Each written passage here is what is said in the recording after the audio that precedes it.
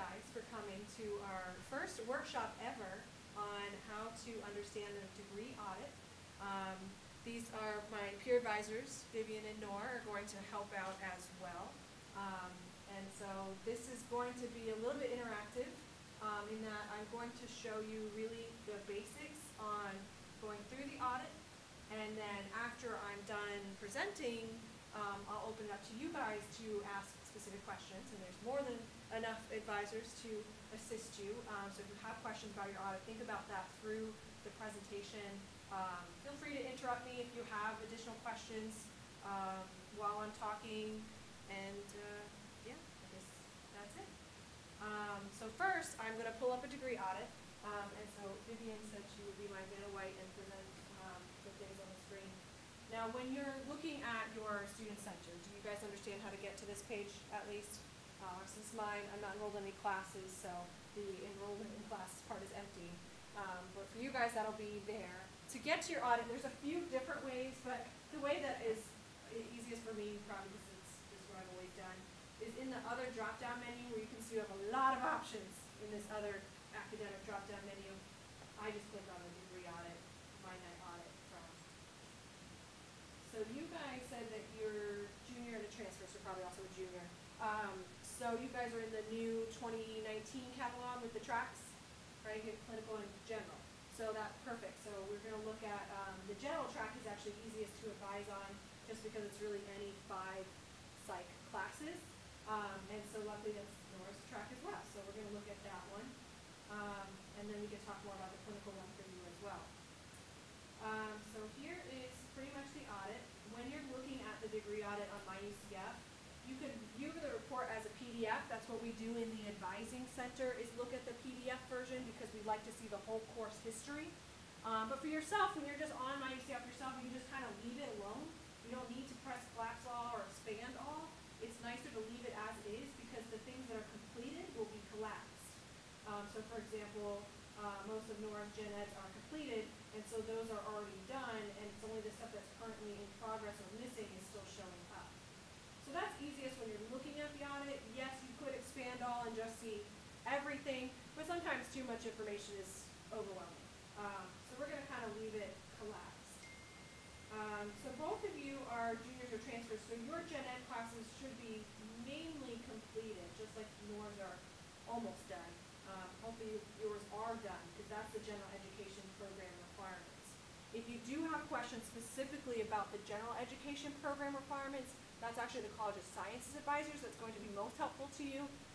We in the Psych Advising Center, we know some of the questions related to the gen eds, but mainly that's a College of Sciences question for that. Of course, you can always ask us, we might know the answer, but we might have to send you to them if you don't know it.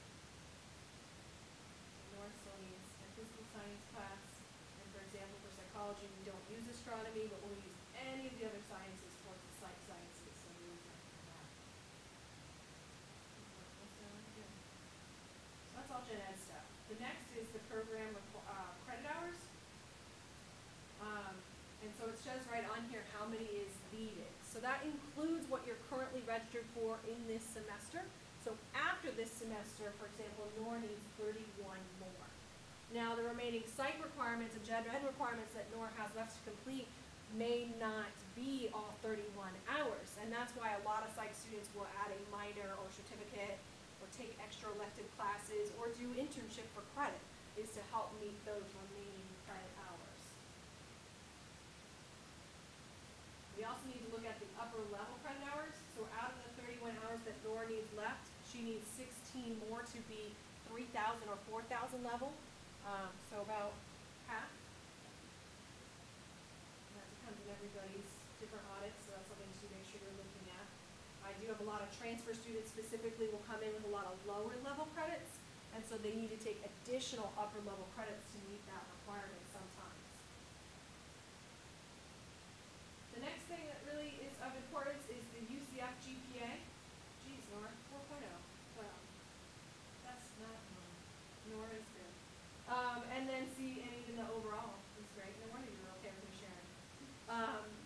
And so that's where you'll see the UCF and overall GPAs. The UCF is everything you've done at UCF. And the overall is everything you've done in every college that you've ever attended. So it's nice to have a good, especially UCF GPA. That's what a lot of graduate programs are looking at, is more of your junior, senior year. And for transfer students especially, that's where you'll see those, is at the UCF GPA. The next stuff is more gen ed stuff, so we get to skip that until we're finally at the major. So we see here psychology BS major requirements, IB 4. This is where we're looking at psychology requirements specifically. You can see the very next box under the psychology requirements is foreign language. So psychology does require college level 2 of a foreign language. And so for this instance, Nora met this when she took French 2. I think you're also an ESL now, no? No? That's you. That's you. Yeah, you guys confused. And so that's what means this requirement is foreign language level 2. If you're proficient in a language, you can test out of it. If UCF doesn't have that test, there's a way to talk with the College of Arts and Humanities to find a professor that's fluent in that language. And then otherwise, most students start with level 1 before taking level 2, especially if they've only done like 2 years in high school. Underneath the language requirement is the core requirement, so all psych majors need to have all of these classes completed. Of course, we need general psychology, we need biology. For biology, there's 2 options. There's the BSc 1005 or the BSc 2010. The 2010 is more for going into like a neuropsychology or maybe a health field, pre-med, pre-physician's assistant, occupational therapist, dentistry, lots of different health fields that you might need the 2010 versus the 1005. And then of course all psych majors need statistics. We are a stats-based field. We usually recommend STA 2023 Stat Methods 1, especially if your goal is to go towards like a doctorate. But the 2014 one is perfectly fine. If you do change your mind, you're like, yes, I still want my doctorate, then you can always take like advanced research methods or survey methods. There's other stats-based classes in the psych department that can help show that you are really good at statistics. After you take statistics, then you would take stats in psychology. It's one of the advanced core classes. After stats in psychology is research methods in psychology. While you're doing stats in psychology, research methods in psychology, that's typically when I recommend that you take your Career 1 class. It's a satisfactory, unsatisfactory class. It's only 2 credits, so it pairs really well with the 4-credit stats in psych.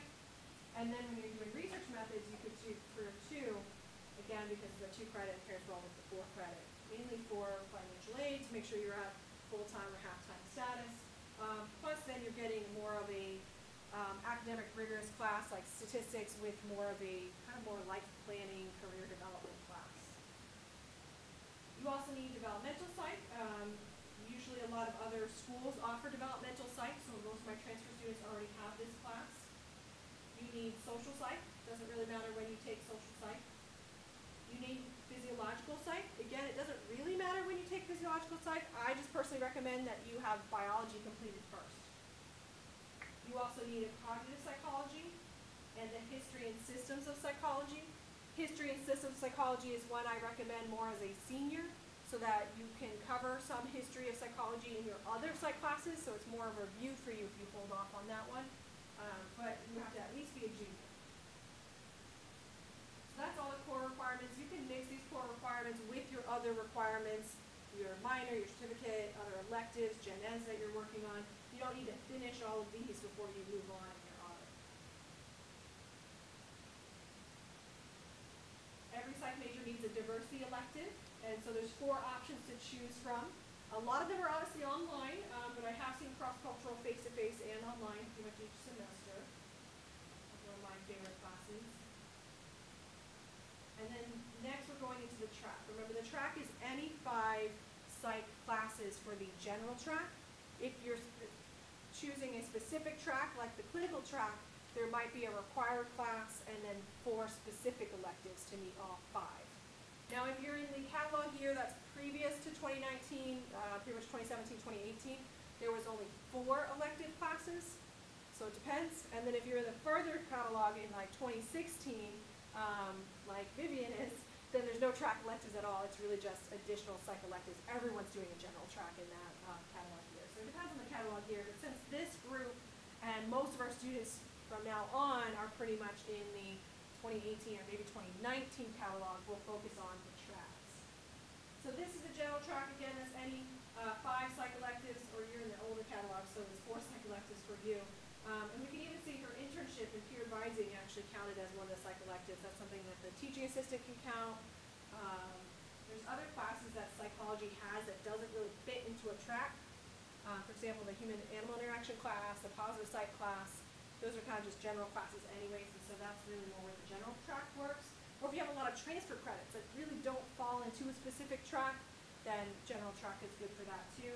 I have a lot of psych students that are interested in like 2 tracks or maybe more tracks, so they'll do the general track, so that way they can combine those different tracks all together. The track really doesn't matter. It's really more for you to organize your electives and what you're interested in. For the most part, no one can really see your tracks. When you get your diploma, it's all going to say Bachelor of Science in Psychology, no matter which track you choose. So it's really just for you to organize the electives that you like. Other than that, though, we've done more clinical focused classes here, which is probably our most popular track, and so we do have a lot of clinical classes, a lot of electives for clinical. Now for the clinical track, because I know in our audience we have 1 clinical student, you need abnormal psych. It's okay if it's an abnormal from a different school like Valencia or Seminole State than 2140 or 1140, that's okay. And then for the clinical related electives, a lot of the electives in the clinical track actually don't require abnormal. So if you don't have abnormal yet, you can still start taking track electives even without that one.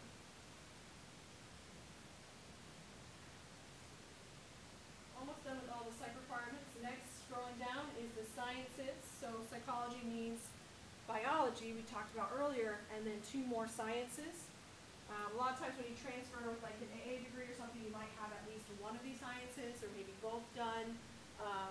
Even there's classes at UCF that don't fall under the sciences that could, so if you have questions about sciences, definitely talk to the advising center and we'll let you know if that science that you took counts or not. And then on the audit, you can actually click on View Course List to see other sciences that are options, so that's kind of nice. And it's nice because they'll also show like what those prereqs are for those sciences. So you're like, oh, well, I didn't take that, so I can't do this one. Nor you did that, so you could do that. Well, now I can't do that for it.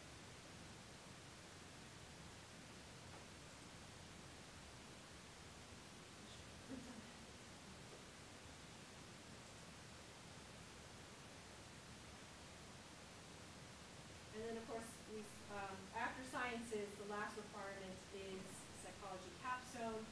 You can take that in your last semester of psych requirements. You don't need to, capstone. You don't need to do capstone in your absolute last semester. It's pretty much your last semester of psych. So if you still have credit hours that you need to meet to the 120 or 48 upward level, then you can still do those and do capstone sooner. The classes tied to capstone are research methods, physio, psych, and history and systems. So you can take those classes together, or at least take those classes before capstone, but it's okay to take them together. I think on the Pegasus path it's still a little wonky in that it keeps pushing capstone later, after research methods or after history, and that's not the case. You can actually take them together. So you don't need to spend a whole other semester just on capstone. And it's 2 credits. It's S or U graded, just like the Career 1 and 2 class. It's really just an NCAT to the major, reviewing everything you've learned, and doing a little bit more career development again right before you graduate. Unpaid capstone, you'll see the psychology exit requirements. It's really just the GPA. To get a bachelor's degree in psychology, you have to have at least a 2.0 GPA. So that shows there. And it's kind of nice to put on your resume what your psychology GPA is, especially if that GPA may be higher than your UCF or your overall GPA. So that's always an option. That's pretty much it for the audit. Other stuff on the audit is more of just information for UCF, just to really gather information. For example, you might have seen for the university reporting only, so this has nothing to do with an individual student. Sometimes it says that there's class credits here needed, but that doesn't mean you need to sign up for anything. It's just some counter that UCF is using to keep track of where classes go. For example, even like course, it's not used towards the degree. That's just other tracking for the audit. So that's pretty much the audit for the most part, especially using the interactive audit is nice because you can click on the missing requirements so you can see what sections of that are open. Here's an example of the PDF. Like I said, I really like the PDF of the audit. That's what we use in the Advising Center, especially because it has the course history. It shows all the courses at once.